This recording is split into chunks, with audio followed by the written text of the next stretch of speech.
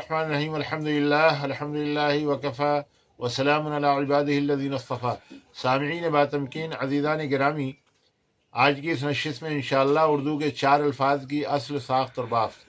चाँद, सूरज, चहक और हिचकी और हिचक, इन अल्फाज की असलियत को बताया जाएगा। ये अल्फाज किस तरह वजूद में आए और इनको कौन कौन सी ज़बानों ने खलात वजूद दिया। लफ्ज़ चाँद दरअसल ये 2 लफ्ज़ों का मजमुआ है या 2 लफ्ज़ों का मुरक्कब है। It is compound of 2 syllable. दरअसल ये अचंद था। शाह के बाद जो अलिफ है वो इसमें नफ़ी का है, वो बिल्कुल शुरू में था और वो हिंदी या संस्कृत का हर्फ है, लफ्ज़ है। जैसे संभव से असंभव, सुविधा से असुविधा, तो वो बीच में लाया गया जब लफ्ज़ को मुकम्मल तौर पर वजूद बख्शा गया। तो अचंद, आ नफ़ी के लिए और चंद के माने कई, एक या बहुत के माने में आता है। जैसे चंद बार, चंद दिन, या इसी तरीक़े से जो है ना, मरहल एक से ज़्यादा के लिए बोला जाता है। मुख्तसर के लिए बोलते हैं, जैसे चंद दिनों की ज़िंदगी है, चंद महीनों का मेहमान है, वगैरह वगैरह। तो बहरहाल एक से ज़ायद के माना आते हैं, इतना तय है। तो ये चंद फ़ारसी का है और आ जो है इसके अंदर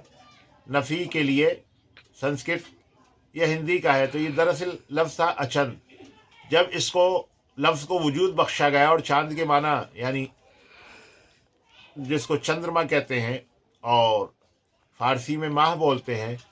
जब इसके माना अदा करने के लिए इस लफ्ज़ को बनाया गया तो अचंद को चांद कर दिया गया, यानी अलिफ को जो है ना चा के बाद रख दिया गया और नून दाल जो थे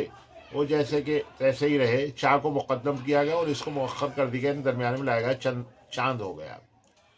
अचंद से चांद बना दिया गया, यानी कितने नहीं, सिर्फ चांद है, यानी एक है। चांद एक है, कितने या एक से ज़्यादा नहीं है। लफ्ज़ सूरज ये भी दरअसल 2 लफ्ज़ों का मुरक्कब है। सू फ़ारसी पर्शियन शब्द है, पर्शियन वर्ड है और फ़ारसी ज़बान का लफ्ज़ है। और इसी तरीक़े से इसमें जो है रज, सूरज, रज दरअसल जा लफ्ज़ जर जो अरबी का लफ्ज़ है जिसके माने कशिश के आते हैं, जिसके माने कशिश के आते हैं। और तो ये जो है ना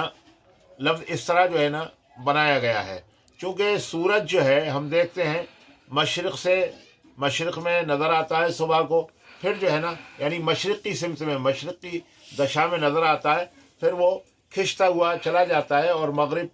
यानी पश्चिम में जाकर छुप जाता है हमारे लिहाज से। हालांकि वो छुपता नहीं है, कुदरती निज़ाम ऐसा है कि हमें लगता है कि वो छुप गया है और चूँकि रात हो जाती है तो हम उसको छुपने से ताबीर करते हैं, मगर हकीकत में ये है कि चाँद सूरज इनकी गर्दिशें बराबर जारी हैं, ये छुपते नहीं हैं। तो बहरहाल सू जर यानी एक सिमत से एक सिमत में कशिश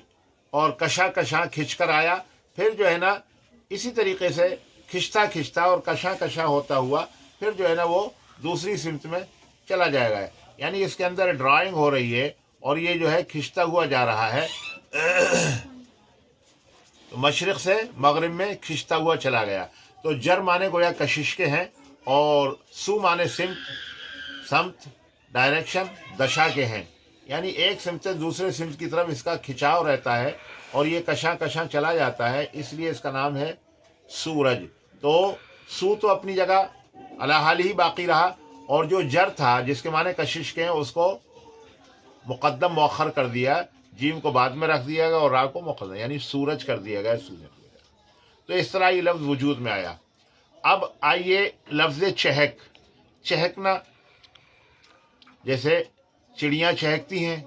तो ये चहक क्या लफ्ज़ है? दरअसल ये मुकम्मल जो है ना फ़ारसी पर्शियन शब्द है, पर्शियन शब्द है, फ़ारसी ज़बान का लफ्ज़ है اور بنا دو لفظوں سے ہے، دو لفظوں کا مرکب ہے، دو لفظوں کا مجموعہ ہے، اور اٹ از syllable of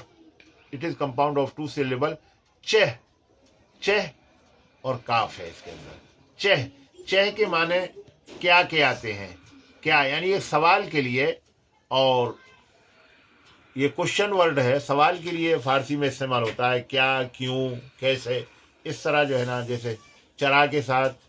چگونا کے ساتھ، بہرحال چہ جو ہے فارسی کا لفظ ہے، اسی طرح اس میں لفظ ایک کاف جو ہے نا شامل ہو گیا ہے، ایڈ ہو گیا ہے، چہک ہو گیا ہے، چہ سے چہک، یعنی ظاہر ہے کہ جب چڑیاں چہکتی ہیں تو اس وقت ایک سوال پیدا ہوتا ہے تھوڑا سا، چڑیاں چوں چوں کرتی ہیں، ظاہر ہے کوئی نہ کوئی وجہ ہوتی ہے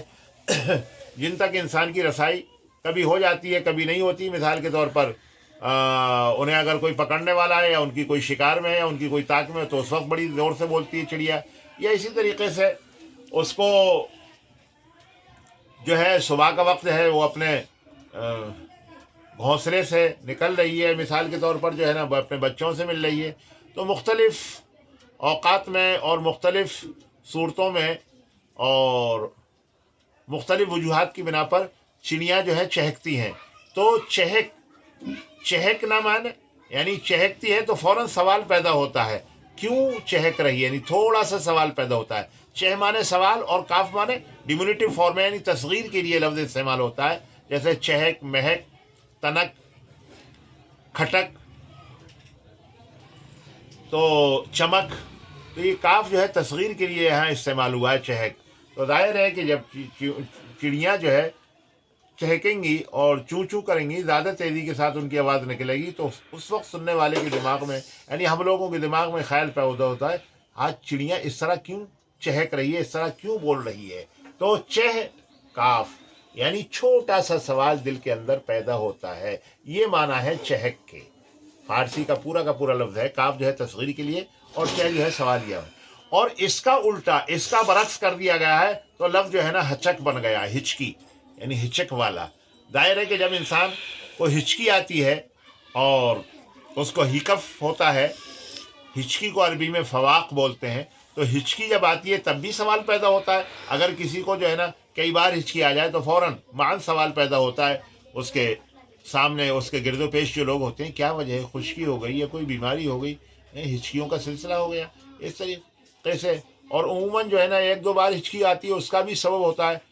خاص طور سے عموماً اس کا جو ہے نا سبب خشکی ہوتی ہے، خشکی کی وجہ سے جو ہے نا ہچکی آتی ہے، طبیعت اس خشکی کو جو ہے نا ہچکی سے دفع کرتی ہے، جس کو ہم ہچکی بولتے ہیں۔ تو ہی کف یا ہچکی جو ہے نا، یہ جو ہے دراصل چہک کا برعکس ہے، اس کا الٹا کر دیا گیا ہے، یعنی یہاں بھی سوال وہی پیدا ہو رہا ہے، مگر دو لفظوں کو بنانے کے لیے جو ہے نا وہاں چہک سیدھا سیدھا ہے، اور اسی کا الٹا جو ہے نا ہچک، ہاں وہاں ہے، اور چاہ ہے، یعنی چہ کا حج کر دیا گیا، اور کاف وہی تصغیر کا ہے، اور یہاں جو ہے نا شامل ہوئی ہے ایٹریبیوشن کے لیے، نسبت کے لیے، یعنی جب ہچکی آتی ہے تو فوراً سوال پیدا ہوتا ہے کہ کیوں آ رہی ہے۔ تو بہرحال یہ جو ہے نا لفظوں کی اصلیت ہے، لفظوں کی یہ وجوہات ہے، لفظ اس طرح وجود میں آئے، تو ظاہر بات ہے ہمیں اندازہ ہونا چاہیے کہ ہم برابر اگر یوٹیوب کو دیکھ رہے ہیں، اگر دیکھ نہیں رہے ہیں تو دیکھنے کا شوق پیدا کریں، اور دوسروں تک یہ باتیں پہنچائیں، اور اس کو پیغام رسانی کریں کہ بھئی یہ زبان آپ کی بہت عالی زبان ہے، اس کے اندر دیکھیے لفظ یوں ہی وجود میں نہیں آ گئے، یہ چہک کوئی معمولی لفظ نہیں ہے، بلکہ نفسیات،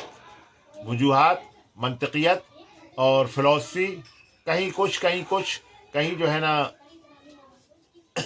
اس کی افتاد طبع وغیرہ وغیرہ کا لحاظ کر کے لفظ جو ہے نا وجود میں آیا ہے۔ جیسے مثال کے طور پر آپ کے سامنے